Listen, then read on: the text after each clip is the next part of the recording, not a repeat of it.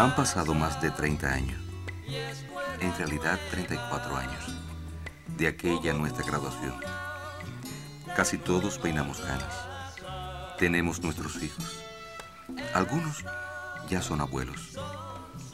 Pero siempre continuaremos diciendo con orgullo: soy un Camilito. ¿Se acuerdan? Todo comenzó con un anuncio de televisión que repetían varias veces al día. En él se veían a jóvenes atléticos que corrían o saltaban en el caballo de salto, vestían uniformes vistosos donde resaltaba la gorra de plato y marchaban elegantemente. Hacía solo unos años había muerto el Che en Bolivia y el espíritu de su ejemplo era un llamado a ser como él. El alma del guerrillero flotaba sobre la juventud, invitando a toda una generación a convertirse en los gestores de la revolución latinoamericana y mundial. Era un motivo poderoso para aspirar a convertirnos en Camilitos. Entonces, las solicitudes llovieron y los escogidos tuvimos que hacer grandes colas para los rigurosos exámenes médicos donde te convertías en apto o no apto. ¿Se cumplía tu sueño o no se cumplía? Para la mayoría fue chocante desnudarse en público y comprobar que unos tenían vello púbico y otros no. El salto de alegría cuando recibíamos el aprobado se continuaba con una serie infinita de ilusiones, sueños y esperanzas vinculados a un futuro luminoso de entrega a la causa revolucionaria. Llegó agosto y con él sus días finales. Nos citaron para el círculo social Gerardo Abreu Fontán. Nadie imaginaba que subir a una hino ortopédica podía significar un salto tan abismal en la vida de una persona. Esa puerta plegable se iba a convertir en un símbolo de cambio entre la niñez y la adultez. Sentados en el ómnibus, recibimos los primeros atisbos del rigor de la disciplina militar. En la guagua no se habla. El trayecto, que esa primera vez nos pareció interminable, nos separaba de la familia protectora, de nuestros amigos, de nuestros barrios, de nuestra ciudad y de nuestra niñez.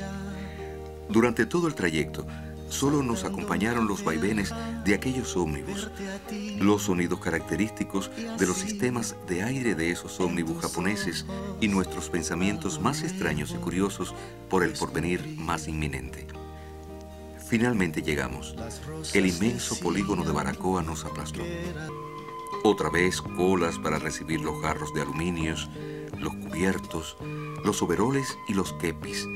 Y una última cola para conocer a Justo, el barbero. Ese día nos organizaron por escuadras, pelotones y compañías. 1.200 y pico de chamacos dispuestos a convertirse en el futuro de nuestro ejército.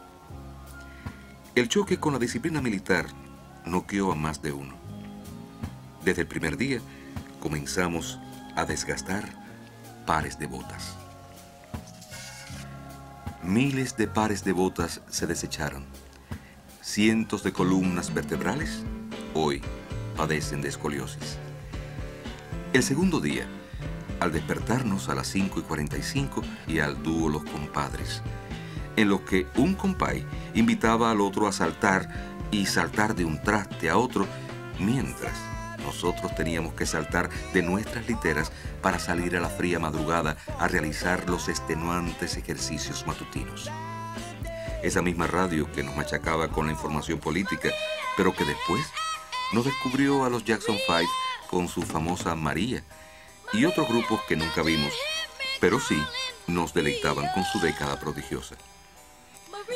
El campo. El campo fue un descubrimiento para la mayoría. Aunque ya otros veníamos cujeados por los trabajos voluntarios dominicales, las campañas de Girón y por el cordón de La Habana. El trabajo en el campo, el rocío matinal, Los gritos, los surcos, las normas y la larga separación invitó a otros muchos a pensar en escapar. Pero las deserciones fueron mínimas, sino nulas. Para otros, tomar prestados los caballos de los guajiros y montar hasta tener peladas las nalgas fue una actividad emocionante de la madrugada. Y fíjense que era curioso que ver varios de nuestros jefes eran negros retintos, de un negro intenso que llamaba la atención. Después nos enteramos que casi todos habían estado en el Congo con el Che. Los sargentos eran más jóvenes y parecían no tener alma. Contar hasta 3 o 4 se convirtió en el ABC de la disciplina militar. 1, 2, 3, 4, repetían gritando esos sargentos al marchar. Se repetían 3 veces al día en el comedor.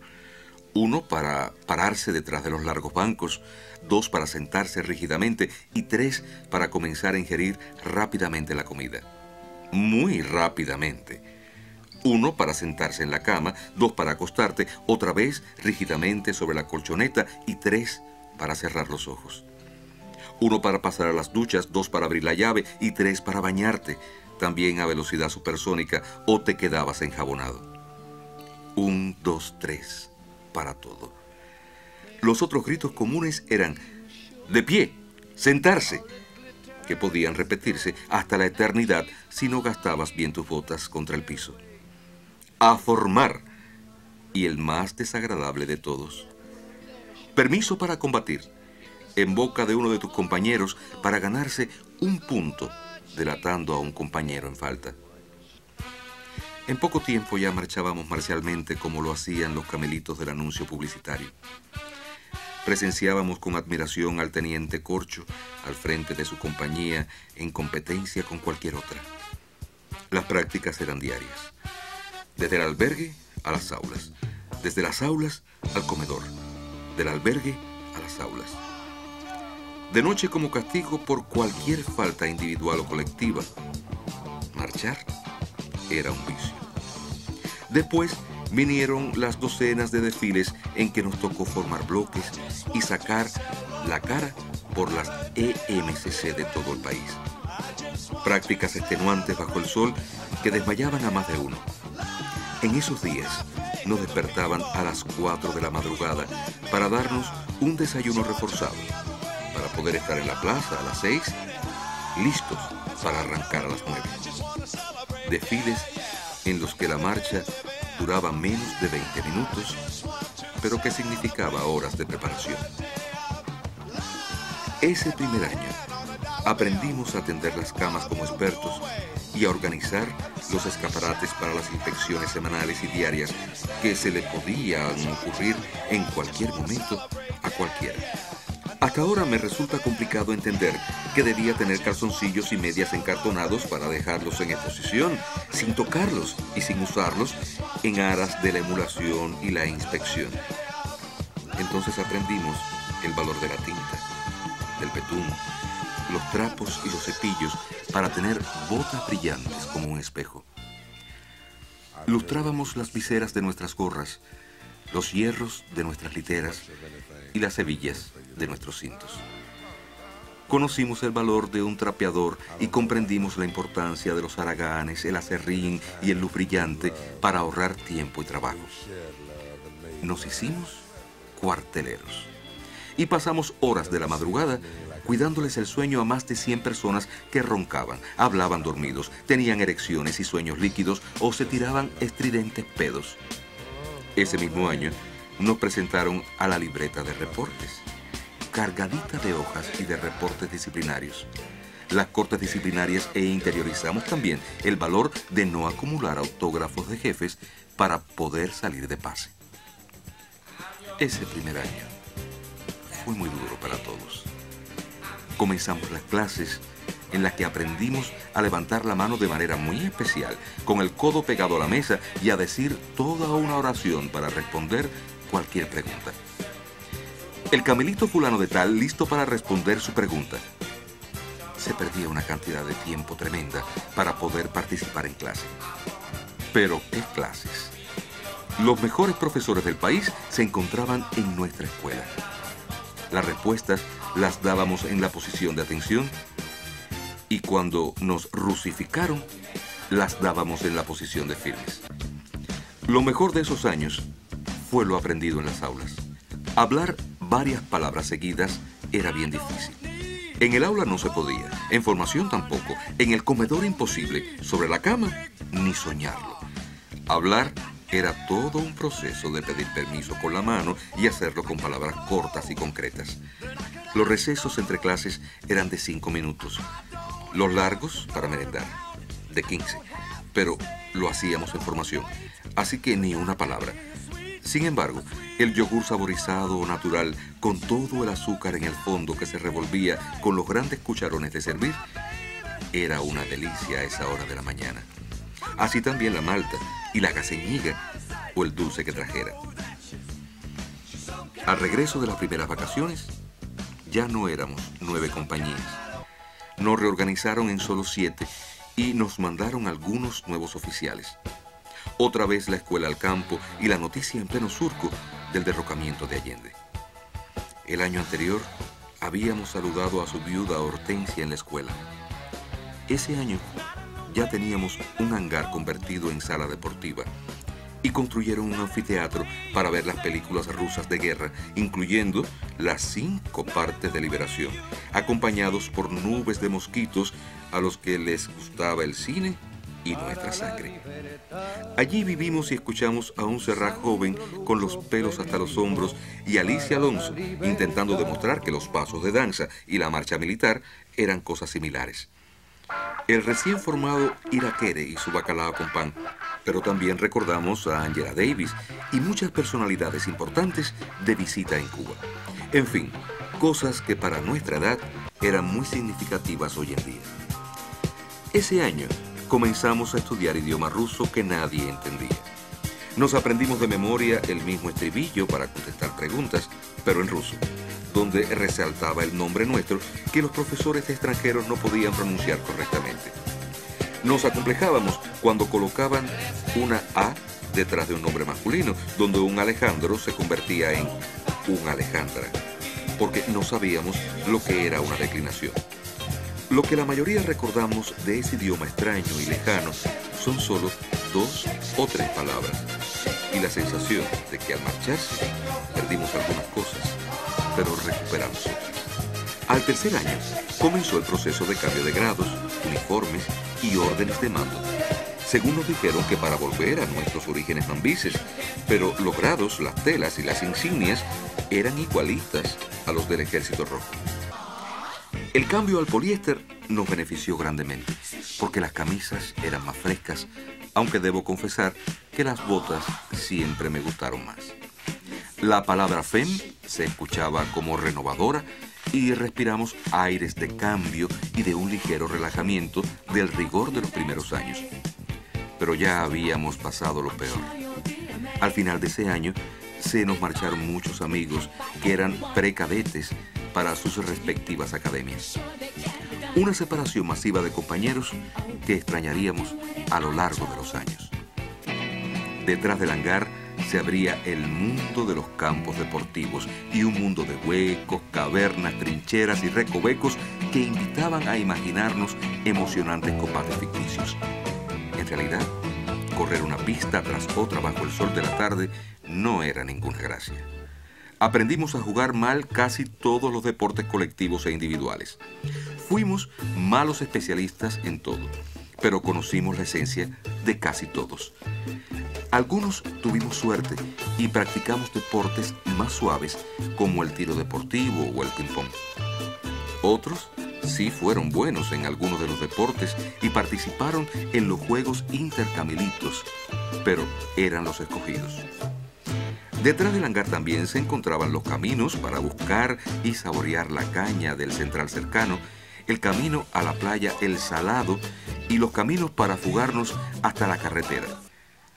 En 10º nos sorprendió Angola. No olvido el día en que le dieron la noticia a Virginia, a Natacha y a Sisi de la muerte de su padre. No puedo dejar de mencionar ese momento porque fue muy intenso. fue muy intenso, real y traumático. La guerra no era un juego. En ella se podía también morir y nosotros éramos militares. Años después, compañeros nuestros caían en tierras africanas o en cumplimiento del deber dentro de las FARC o el MININ.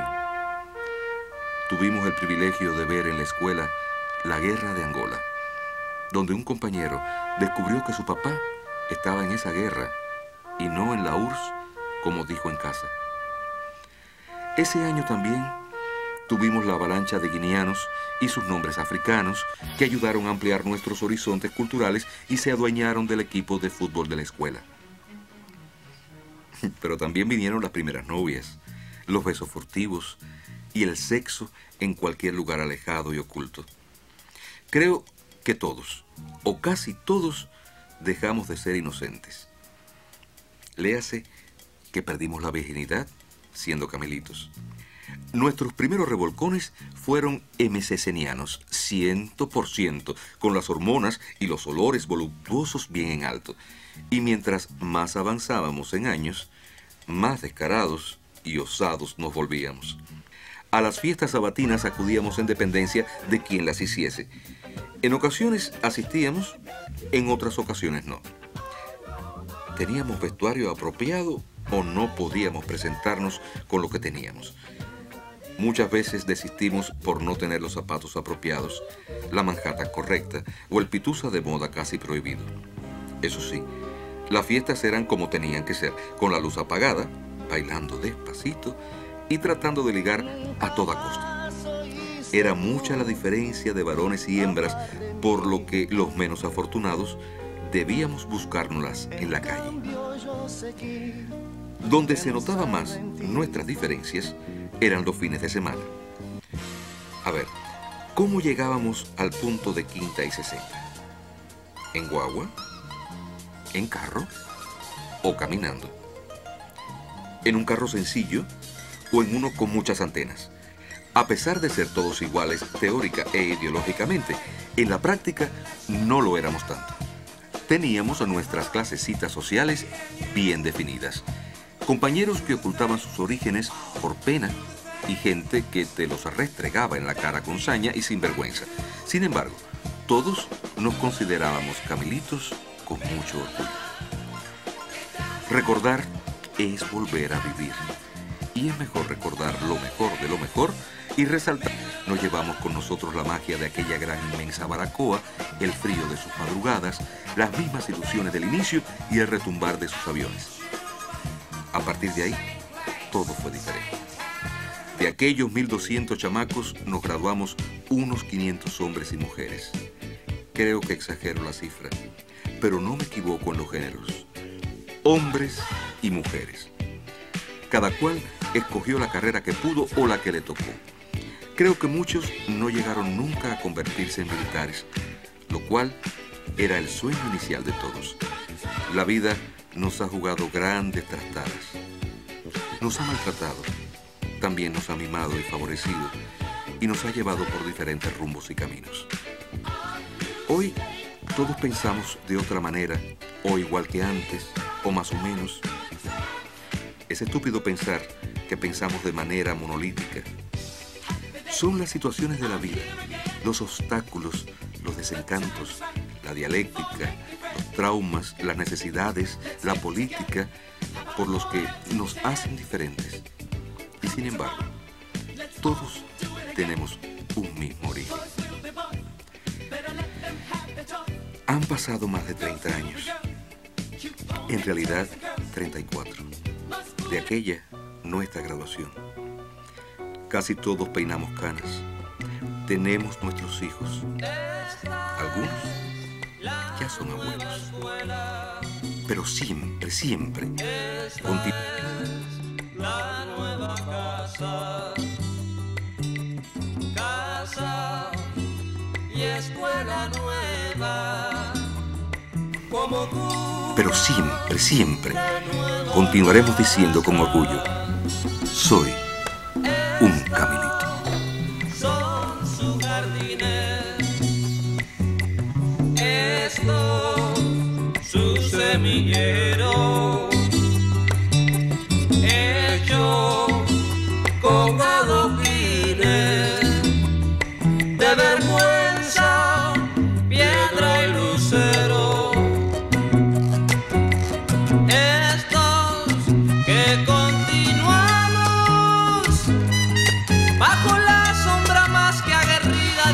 ella se